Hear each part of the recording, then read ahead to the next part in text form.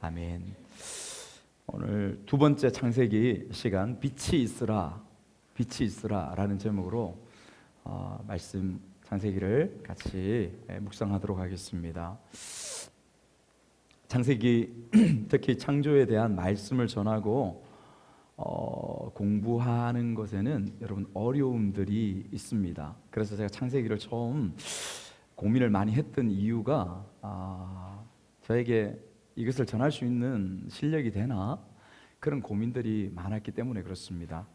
제가 공부해 가면서 하자 그런 마음들을 가지고 도전했는데 역시 어려움을 느끼고 있습니다. 주중에 공부를 많이 해야 됩니다. 여러분 창세기는 무에서 유가 창조되는 기사 자체를 우리의 지식으로 또 우리의 이성으로 그것을 온전히 이해하기가 쉽지 않습니다. 그렇죠? 그 기사들을 심플하게 기록되어 있는 말씀들을 우리의 지금 이성과 합리적인 생각들과 어떤 과학적인 지식들로 그것을 다 바라보고 이해하는 것이 쉽지 않습니다. 왜냐하면 모든 디테일하게 창조된 부분들을 다 설명하고 있는 것이 지금 우리가 읽고 있는 창세기 1장의 내용이 아니기 때문에 그렇습니다. 그것을 염두에 두어야 됩니다. 또 한 가지 이 창세기를 공부하기가 쉽지 않은 이유가 또 있습니다. 무엇이냐면 우리가 잘 알고 있는 진화론과 같이 가설이죠. 가설에 지나지 않지만 이 진화론이 사실은 온 세계를 뒤덮고 있고 온 세계의 학생들의 책상 위의 책의 내용들로 뒤덮고 있는 것이 이 진화론인 것을 우리가 알고 있지 않습니까? 우리의 이성과 우리의 눈들을 어둡게 하고 보지 못하게 큰 벽으로 막고 있는 것과 같은 그런 가운데 있는 것이 사실은 이 진화론입니다. 여러분 이 진화론이 강조하는 학설이 무엇이냐면 자연 발생론이라고 하는 것입니다. 이 자연 발생론은 어느 날 갑자기 어느 때 갑자기 세포 혹은 단백질로부터 우연히 하등 생명체가 생겨나서 장구한 시간들이 흐르고 그 시간 가운데서 적응하고 어떤 것은 도태되고 우연한 돌연변이의 결과로 인간과도 결국 최종적으로 인간과도 같은 고등 생물들이 고등 생명체가 생겨나게 되었다라고 하는 것이 자연적으로 생겨나게 되었다라고 하는 것이 자연 발생론이거든요. 여러분 이것을 이 학설을 바탕으로 하고 있는 것이 진화론입니다. 우리 아이들이 그것을 다 배우고 있고 여러분 저와 여러분들도 그것을 다 배우면서 그렇게 지내왔습니다. 그래서 여러분 이 창세기를 공부하고 하나님의 창조의 진리와 진실을 공부함에 있어서 우리가 정신을 정말 좀 똑바로 차리고 집중하고 말씀만 제가 전하는 말씀만 듣고 하는 것이 아니라 바라기는 여러분들이 가정에서 혹시 시간이 되시면 이 창세기에 대한 책들도 여러분 찾아서 보시고 하시면 좋겠다 싶습니다. 제가 언젠가 말씀드린 것처럼 창세기 이 창조에 대한 창조 과학에 대한 특강도 말씀을 우리 같이 묵상해 가면서 2월 중순 말쯤에 가지려고 합니다. 그래서 여러분 그런 시간들로 이 창세기의 공부의 시간들을 가지시고 특별히 이 말씀을 우리가 듣고 하는 시간들이 좀 어려운 부분들이 있습니다. 마치 성경 설교가 아니라 성경 공부를 하는 것과 같은 모습들이 처음 창조되었을 때 이 모습들을 하나하나 그 말씀의 의미들과 뜻을 살펴보려면 마치 스터디하듯이 공부하듯이 말씀을 좀 보아야 할 필요성이 있습니다. 그래서 정신을 좀 똑바로 차리고 같이 그렇게 나아갔으면 좋겠습니다. 태초에 하나님이 천지를 창조하시니라 선언하셨습니다.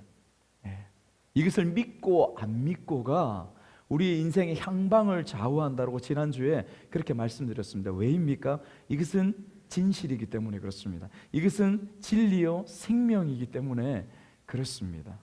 이것을 믿고 안 믿고 이 프레임으로 인생과 세상을 바라보느냐 보지 않느냐는 너무도 큰 차이의 인생의 명암이 갈라지게 되어 있는 것이죠. 여러분 지난 첫 시간 가운데 우리가 공부했습니다. 베레시트 기억나십니까? 베레시트 베레시트 태초에라고 하는 말입니다. 태초에 하나님께서 시간을 만드셨음을 말씀하고 있습니다. 영원하신 하나님은 영원 가운데 계시지요. 시간이나 공간 가운데 갇히신 분이 아니십니다. 영원 가운데 계신 하나님이 시간이라는 시간을 만드셨습니다. 누구를 위해서? 우리를 위해서, 인간을 위해서 시간을 만드셨습니다. 그 시간 가운데 우리는 유한한 존재로 살아가야 하는 것이죠. 그리고 천지, 공간을 만드셨습니다. 공간을. 그래서 시간과 공간을 창조하신 하나님께서 우리를 그곳에서 창조하시고 살게 하셨음을 1장 가운데서 말씀해 주고 있는 것입니다. 그 다음에 바라라는 부분들을 우리가 히브리어 보았습니다. 창조하시다. 무에서 유를 창조하시다.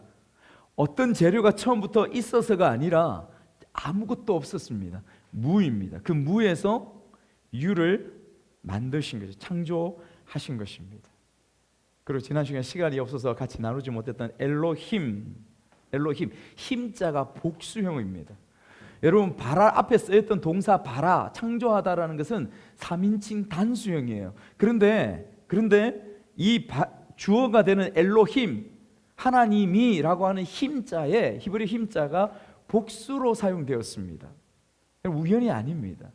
하나님께서 모세에게 들려주셨을 때에 복수로 기록하게끔 그렇게 세밀하게 말씀하시고 가르치신 것입니다. 왜 그럴까요? 우리는 이미 알고 있습니다. 하나님은 삼위일체 하나님이시기 때문에 그렇습니다. 때로는 한 분인 것처럼, 때로는 세 분인 것처럼. 그래서 삼위일체로 존재하시는 하나님이시기 때문에 복수일 수밖에 없는 것이죠. 그래서 그 원어 가운데에 복수로 기록해 놓고 있는 것이죠. 그래서 또한 역시 하나님의 존재에 대해서 1장 1절부터 우리에게 선명하게 하나님이 어떤 분이신가? 그 부분에 대해서 말씀해 주고 있는 것입니다. 삼위일체, 창조주 성부 하나님이 계셨고 성자 예수님께서 레시트 그곳에 역사하셔서 요한복음 1장 가운데도 1장 1절 가운데도 태초에 말씀이 계시니라. 그 말씀은 결국은 누구입니까? 예수 그리스도입니다.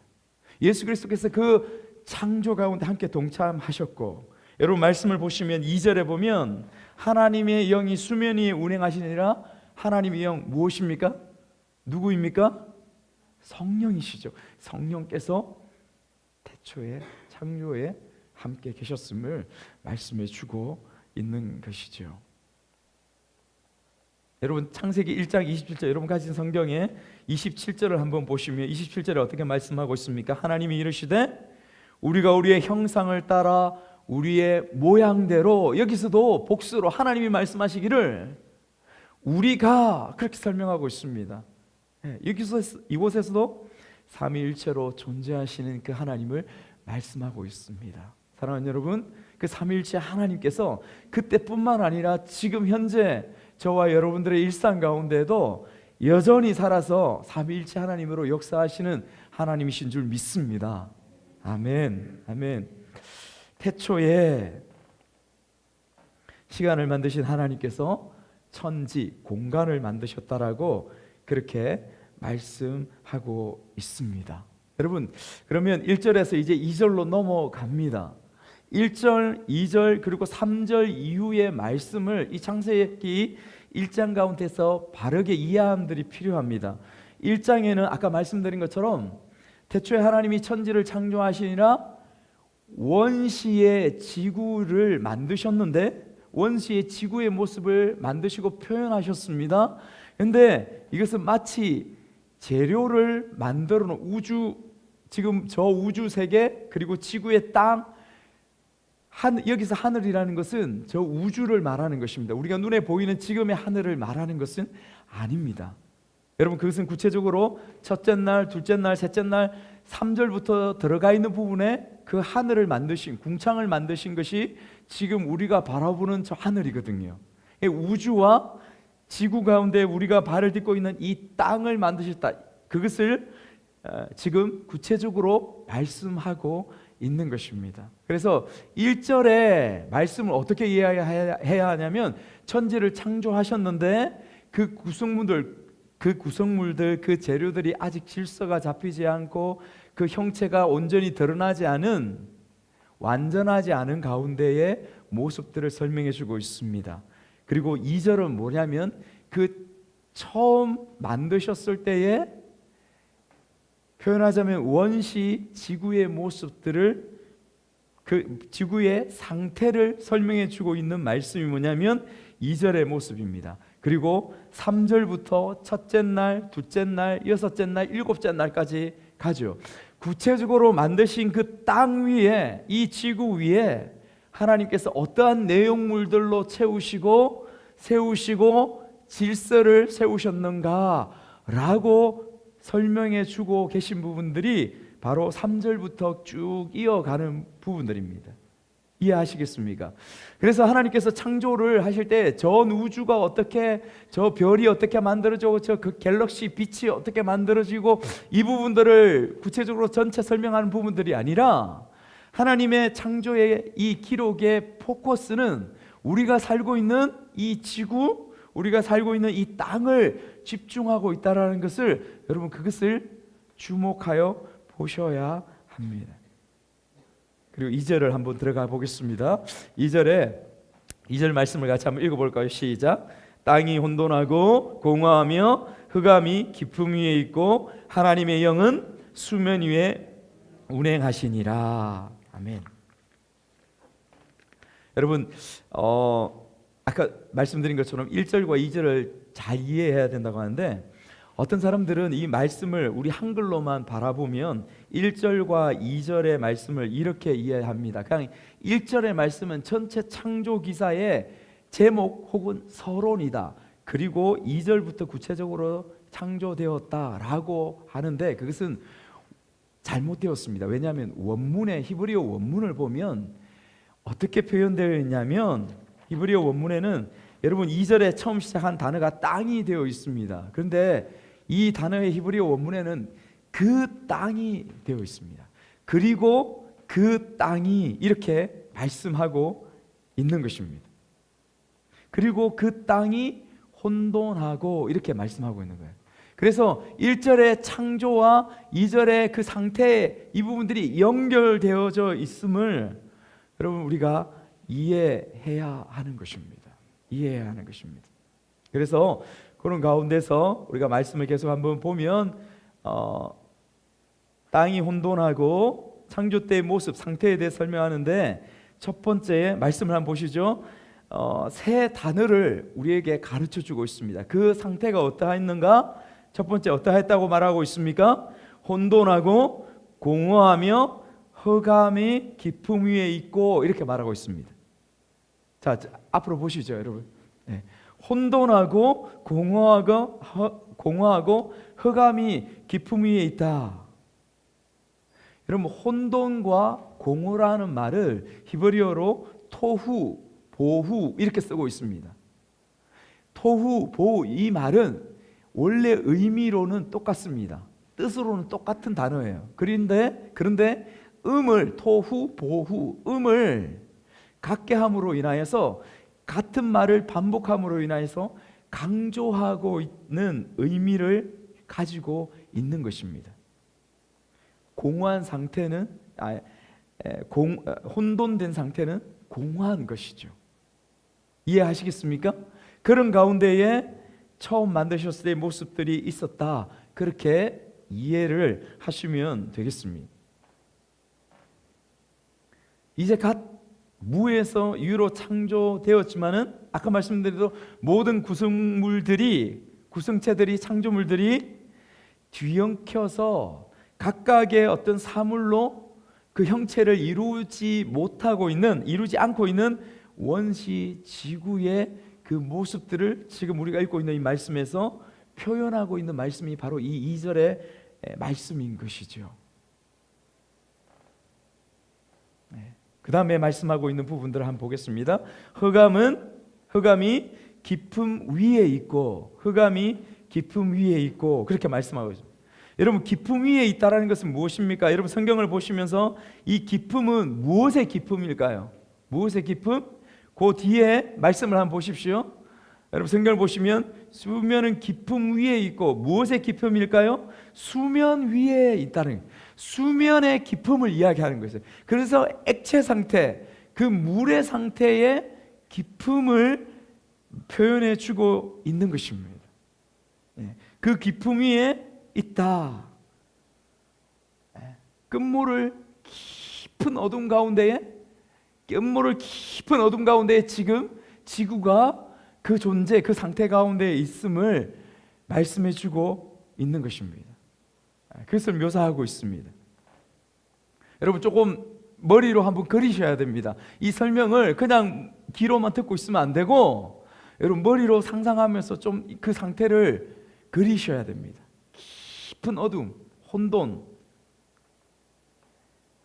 그런데 이 본문의 말씀을, 이 창조의 본문의 말씀을 그 상태의 모습을 그대로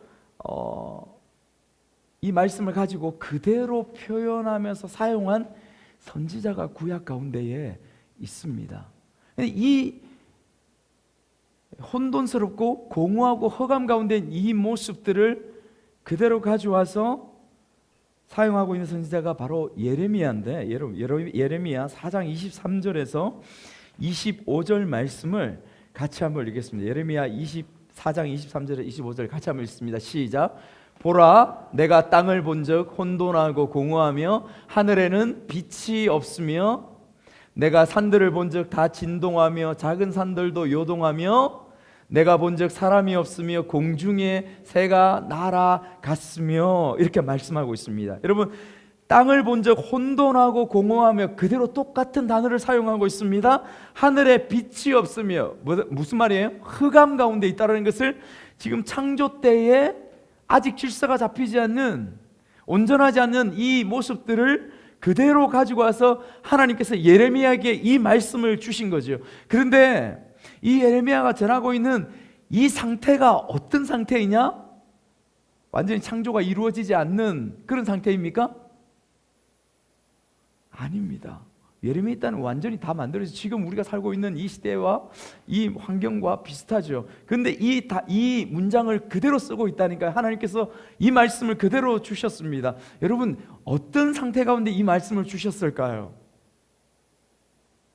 어떤 상태일까요? 예레미야는 언제 활동하였습니까? 이스라엘의 하나님 앞에서의 타락한 가운데, 우상 숭배로 하나님을 배역하고 하나님을 멀리 떠나져 있는 그 모습, 그 상태, 그 가운데서 예레미야 선지자가 이 말씀을 선포하는 것입니다. 무슨 의미일까요, 여러분?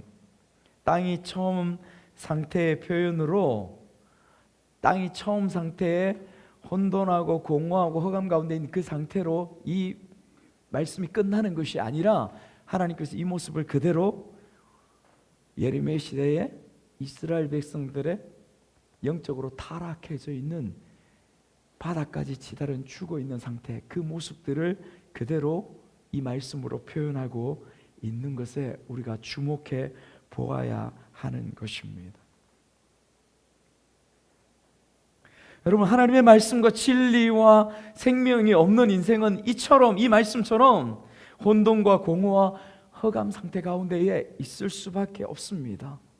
저 멀리 볼 것도 없이 누군가를 볼 것이 아니라 저는 저를 봐서 너무도 선명하게 압니다. 저희 청년 시간에 혼돈과 공허 가운데 있었음이 분명합니다. 어둠 가운데 있었음이 분명합니다. 예수를 만나기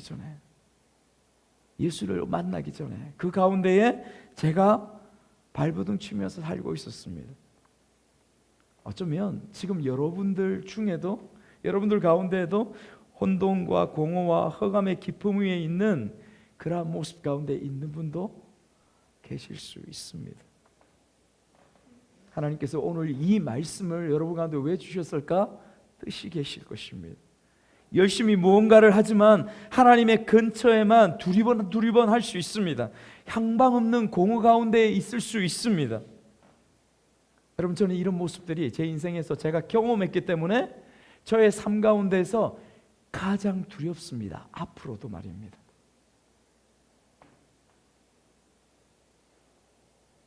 고생하면서 살고 혹은 반대로 넉넉하게 이 세상을 살아가지만 똑같이 예수 그리스도의 말씀 안에 내가 거하고 있지 않다면 그것은 혼돈과 공허와 허감의 깊음 가운데에 있는 인생일 수밖에 없는 것이죠.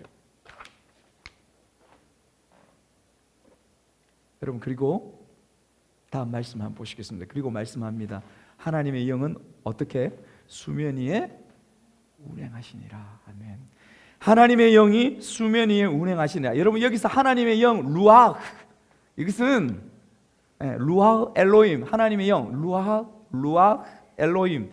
이것은 루아흐는 영이요 혹은 숨이요 바람이요 호흡을 이야기하는 것이죠. 누구를 지칭합니까? 성령님이에요. 성령. 네. 여러분, 삼위일체 하나님을 말씀하시죠. 성령님을 의미하십니다. 그리고 그 성령님이 수면 위에 어떻게 하신다고요? 수면 위에 운행하시니라. 여러분, 이 단어가, 운행하신다는 이 단어가 그냥 차로 운행한다든지 어디 날아가든, 여러분, 이 운행하는 죄송합니다.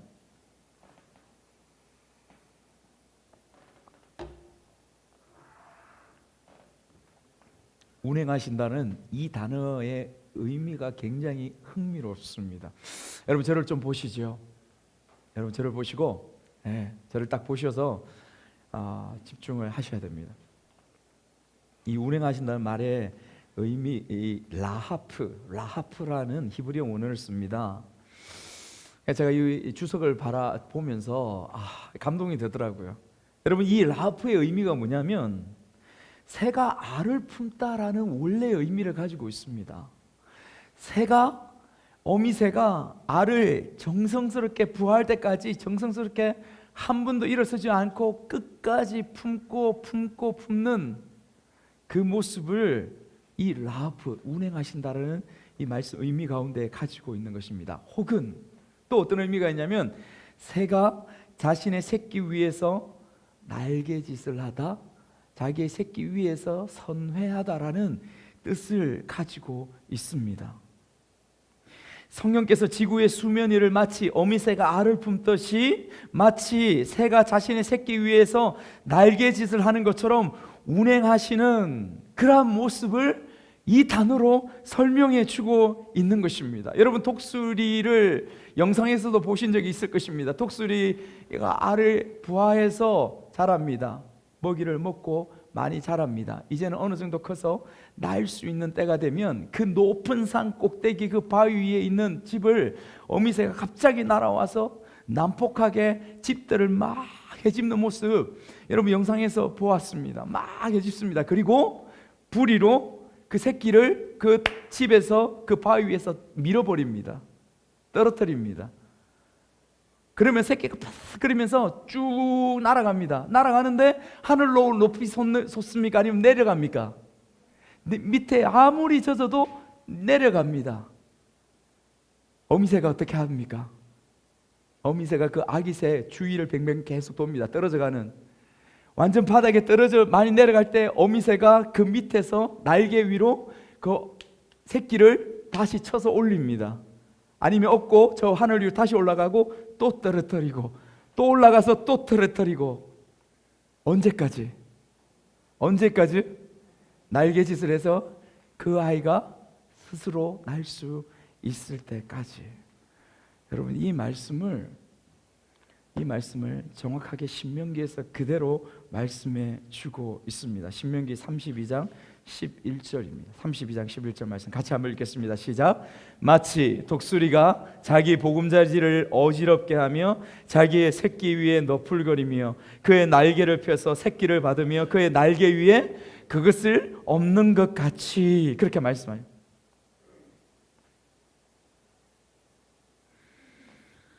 하나님께서 창조하셨습니다. 그리고 성령께서 수면 위를 운행하십니다.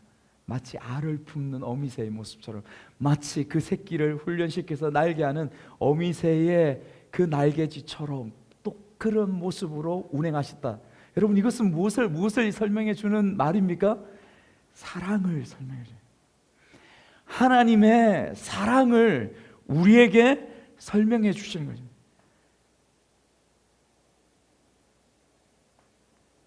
아직 뒤엉켜 있는 무질서와 혼돈, 흑암의 상태를 하나님의 성령께서 알을 품듯이 새끼를 훈련하여 지키듯이 사랑하신다는 것입니다. 그래서 여러분, 창조의 핵심 정신, 핵심의 본질은 무엇이냐? 사랑이라는 것입니다. 사랑이라는 것입니다. 예수님께서 저와 여러분들을 선택하시고 믿음을 우리에게 주셔서 구원받게 하시지 않으셨습니까? 그래서 그 구원은 재창조라고 그렇게 표현하죠. 왜 재창조입니까? 고린도서 5장 17절 말씀 가운데 이렇게 말씀합니다. 그런즉 누구든지 그리스도 안에 있으면 새로운 피조물이라, 이전 것은 지나갔으니 보라 새 것이 되었도다. 새로운 창조물이라는 거예요. 새로운 창조예요. 그냥 우리를 불쌍해서, 그냥 우리가 죄악 가운데 뒹굴고 있는 모습 때문에 불쌍해서, 지옥 가는 것이 불쌍해서 우리를 사랑하셔서 우리를 구원하신 것이 아니라고 말씀하시는 것입니다. 선명하게 이렇게 말씀하십니다. 로마서 5장 8절 말씀을 같이 한번 볼까요? 로마서 5장 8절 같이 읽습니다. 시작.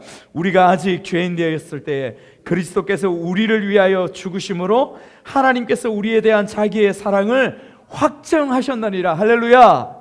우리를 그냥 불쌍해서가 아니라 우리를 사랑해서, 여러분을 사랑해서, 나를 사랑해서, 아멘, 아멘. 그래서 나를 선택하시고, 그래서 나를 구원하시고 하셨다고 하나님께서 오늘 저와 여러분들에게 선명하게 말씀하시는 것이죠. 그 십자가가 그 사랑의 증거요, 그 사랑의 확증이라고 말씀하고 있는 것입니다. 태초에 창조가 그러셨다는 거예요. 하나님께서 사랑으로 심심뿌리 땅콩, 심심해서 그렇게 만든 것이 아니라 사랑해서 만드셔서 알을 품듯이 그 새끼 주위에서 선회하는 어미새의 모습들처럼 그렇게 하나님께서 우리를 사랑하셨다 말씀해 주는 것입니다. 자, 그럼 이 말씀 앞에서 우리를 돌아보아야 되겠죠. 처음 창조 때부터 예수 그리스도의 십자가의 구원까지 하나님은 오직 나를 사랑하여서 선택하시고 찾아오셨습니다. 여러분, 우리는 우리의 삶을, 우리의 일생을 쭉 지금까지 여러분의 과거들을 살아오면서 얼마나 많은 사람들, 마치 바나바와 같은 얼마나 많은 사람들이 여러분들을 진리의 길로 이끌기 위하여서 하나님께서 여러분들에게 보내셨는지 모릅니다. 때로는 여러분들 가운데에 얼마나 많은 힘듦과 어려움, 그 쓰디쓴 삶의 경험들을 통하여서 여러분들을 부르시고 찾고 믿음 앞에, 하나님 앞에 서게 하기 위하여서 하나님께서 얼마나 여러분들을 많이 그 쓴 경험을 하게 하셨는지 모릅니다. 왜요? 하나님의 사랑 때문에. 하나님이 사랑 때문에. 그래서 여러분, 우리의 존재와 우리의 정체성과 우리의 자존감이 바로 어디에 기인하고 어디에 서 있어야 되냐면 이 하나님의 선택, 하나님의 사랑 가운데에 서 있어야 하는 것입니다. 우리 가운데 자존감이 그렇게 건강하거나 강하지 않는 분들이 있습니다. 그래서 세상 가운데서 바람이 불면 이렇게 이청 저렇게 이청, 사람들의 작은 말들 가운데 우리가 반응하고 사람들과 내 스스로가 비교하면서 어려워지고 힘들어지는 그러한 삶을 살 때가 그리스도인들도 얼마나 많이 있습니까? 그러면 안 됩니다. 그럴 수가 없는 거예요. 왜? 내 존재 자체가, 여러분들 존재 자체가 하나님의 사랑 가운데 창조되고 하나님의 제2창조인 그 사랑 가운데서 선택을 받고 구원을 받은 존재이기 때문에 그렇습니다. 여러분에게 고민드리고 싶습니다. 여러분의 정체성을 바로 세우는 우리가 되기를 소망합니다. 우리의 자존감을 바르게 발견하는 우리가 되기를 소원합니다. 우리는 뒤로 물러가 침륜에 빠질 자가 아니라고 말씀하셨습니다. 세상을 이기는 믿음을 가진 자가 우리라고 하십니다. 할렐루야. 아멘. 이제 3절에서 5절 말씀을 보도록 하겠습니다. 여러분 3절에서 5절 말씀을 보시면 하나님께서 빛을 만드십니다. 빛이 있으라 하시니 빛이 있었고 하나님 보시기에 좋았더라. 좋았더라. 토브 좋았더라. 여러분 이 좋았더라는 말은 좋다, 선하다 혹은 아름답다, 정말 아름답다 이 표현을 할 때 토브라고 그렇게 쓰는 단어입니다. 그런데 여러분 이 3절 말씀부터 5절 말씀 가운데 빛을 만드시는 거죠. 이제 첫째 날에 빛을 만드십니다. 근데 이 빛을 만드는 거에 따라서 학자들의 의견이 나누어집니다. 학자들의 의견이 나누어져요. 간단하게 제가 어떻게 나누어지는 것만 여러분들에게 소개해 드립니다. 첫 번째는 뭐냐면 이 빛은 무엇이냐, 이 빛의 정체가 무엇이냐라고 할 때 이 빛은 첫 번째 의견은 태양이다라고는 의견이 있습니다. 태양을 만들어서 그 다음에 뒤에 식물들도 나고 그래서 그 빛 때문에 계절과 절기가 나누고 식물이 자라나고 한다. 그런데 이것을 태양이라고 했을 때 부딪히고 충돌하는 그러한 말씀이 있습니다. 여러분 성경을 보시면 14절에서 19절까지가 넷째 날의 창조에 대해서 말씀하십니다. 넷째 날의 창조. 넷째 날의 창조가 무엇입니까? 하늘의 광명체들을 만드셨다라고 하는 것입니다. 하늘의 그 광명체는 태양과 달과 별들을 말씀하시는 것이죠. 분명하게 이때 만드셨다라고 말씀하시는데 이 말씀들과 충돌하는 것입니다. 그래서 이것을 주창하는 학자들은 어떻게 설명하냐면 이때 3절에서 5절까지 태양을 만드셨는데 14절에서 19절까지 그 태양의 기능, 계절이 나누어지고 절기가 만들어지고 밤과 낮이 이루어지는 그 기능적인 부분들을 14절부터 19절까지 부여하셨다. 그것이 작동되고 잘 돌아가도록 그렇게 하셨다라는 의견들이 있습니다. 이단에서 주장하는 게 아니고요. 학자들 중에서 나눠집니다. 그래서 이 의견들이 있다는 것을 하나 생각을 하시면 좋겠고, 두 번째는 뭐냐면 이것은 태양이 아니다. 이것은 하나님께서 특별하게 태양과 다른 피조물들을 만들기 전에 특별하게 하나님께서 하나님으로부터 비춰지는 어떤 에너지원, 어떤 빛이다, 초자연적인 빛이다라고 그렇게 바라보는 학자들이 있습니다. 이렇게 나누어지는 것이죠. 여러분 그렇게 되어서 이것이 우리가 보는 것처럼 말씀의 빛, 생명의 빛, 진리의 빛으로 하나님으로부터 비치는 그 빛이었다라고 설명을 하고 있는 것입니다. 여러분 이렇게 설명될 때에 우리가 보았던 아까 넷째 날의 광명체, 하늘의 태양과 별과 달과 이런 부분이 만들어졌다는 부분에 이 말씀과 부딪힘이 없이 그렇게 갈 수 있는 것이죠. 두 가지 있다는 부분만 아시면, 의견이 있다는 부분들만 알고 넘어가시면 좋겠다 싶습니다. 중요한 것은 이 해석을 선택하는가 저 해석을 선택하는가에 있지 않습니다. 진짜 중요한 것은 뭐냐면 여러분 이런 빛에 대해서 말씀하시고 창세기부터 빛에 대해서 계속해서 말씀하시고 성경 전체에 대해서 빛에 대해서 강조하시고 말씀하시는 그 빛이 어디에 집중되어지고 어디에 조명되어지고 어디에 집약되어지는가, 이것을 말씀을 통하여 발견하고 찾는 것이 우리 가운데 훨씬 더 본질적이고 중요하다라는 것을 우리가 알아야 하는 것입니다. 여러분 고린도후서 4장 6절 말씀을 같이 한번 보도록 하겠습니다. 고린도후서 4장 6절 말씀 같이 읽습니다. 시작. 어두운 데서 빛이 빛이라 말씀하셨던 그 하나님께서 예수 그리스도의 얼굴에 있는 하나님의 영광을 아는 빛을 우리 마음에 비추셨느니라. 아멘. 여러분 뭐라고 말씀하십니까? 어두운 가운데서 빛이 빛이라 말씀하셨던 창조를 말씀하시는 것이죠. 지금 우리가 발표보고 있는 창조에 대해서 말씀하시는 것입니다. 그 창조에 그 하나님께서 예수 그리스도의 얼굴에 있는 하나님의 영광을 아는 그 빛을, 예수 그리스도의 얼굴에 있는 그 빛을 우리 가운데 비추게 하셨다. 누구에게 그 빛이 집중되고 있습니까? 예수 그리스도의 빛. 예수께서 빛이라고 하시는 것입니다.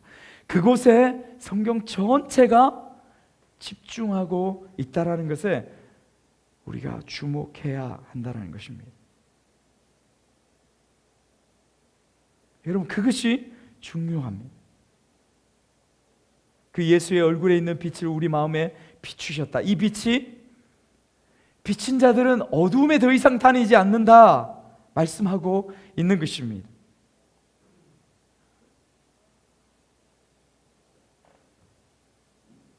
여러분, 우리가 삶을 살아가면서 나름 열심히 우리의 인생을 살아갑니다. 나름의 지식과 열심을 다해서 하나님을 찾고 애를 씁니다. 그러나 아까 말씀드린 것처럼 혼돈되고 공허하고 흑암 가운데 있는 그러한 모습들이 우리 가운데 있습니다. 사울의 얘기예요. 사울. 우리가 사도행전에 보았던 바울이 되기 이전에 사울의 삶의 모습들을 설명해 주고 있는 것입니다. 다메섹 도상 가운데서 정오 가운데 12시 가운데에 하늘로부터 태양보다도 훨씬 더 밝은 빛이 그를 비추어서 땅바닥에 꼬꾸라트림을 받을 수밖에 없다고 그렇게 설명해 주고 있습니다. 예수의 빛이었습니다. 그는 사울이 바울이 되어서 더 이상 사울로서의 삶이 아니라 빛된 빛으로서 빛을 전하는 삶을 살았음을 우리가 알고 있습니다. 그 빛은 예수 그리스도께 모든 빛이 집중되어지는 것을 우리가 보는 것이죠. 마지막 때는, 이 세상 마지막 때는 어떠할까요? 여러분, 이 세상 마지막 때 계시록 21장 23절에서 25절까지의 말씀을 읽도록 하겠습니다. 같이 읽습니다. 시작. 그 성은 해나 달의 비춤이 쓸데없으니 이는 하나님의 영광이 비치고 어린 양의 그 등불이 되심이라. 만국이 그 빛을 가운데로 다니고 거기에는 밤이 없음이니라. 여러분, 말씀을 한번 보십시오. 그 성은 하나님의 성, 하나님의 천국입니다. 해와 달의 비침이 쓸데없으니 이는 하나님의 영광이 비치고 어린 양의 그 등불이 되심이라. 예수 그리스도께서, 어린 양이신 예수 그리스도께서 빛이 되신다. 그 모든 빛의 존재가 그리스도를 가르치고 있다라고 하는 것입니다. 사랑하는 여러분, 저와 여러분들이 이 빛의 비춘 가운데에 있음을 믿습니까? 예수 안에 있음으로 인하여서 우리는 그 빛 가운데 비춤을 당하고 있고 우리 역시 예수께서는 빛이라고 말씀하고 있습니다. 우리의 인생이 때로는 혼돈되고 공허하고 흑암의 가운데에 있을 수 있습니다. 그러나 그 가운데서 우리를 구원하여 주시길, 그 가운데서 우리가 벗어나길 우리는 예수 그리스도 앞에 간절히 구하는 우리가 되어야 할 줄 믿습니다. 알을 품듯이 운행하시고 우리를 사랑하신 하나님께서 결국은 하나님 당신의 아들 예수 그리스도 우리를 보내주셔서 그 사랑의 결정체, 그 십자가를 우리에게 허락하셔서 구원하셨습니다. 그러므로 사랑하는 여러분, 저와 여러분들이 이제 그 빛으로 온전히 한 걸음 더 나아갈 그러한 이유들이 선명해짐을 오늘 말씀 가운데서 우리가 발견하게 되는 것이죠. 여러분의 권면드립니다. 그 빛을 살고 그 빛을 밝은 빛으로 이 세상 가운데 비추는 저와 여러분들의 삶이 되시기를 주님의 이름으로 축복합니다. 아멘.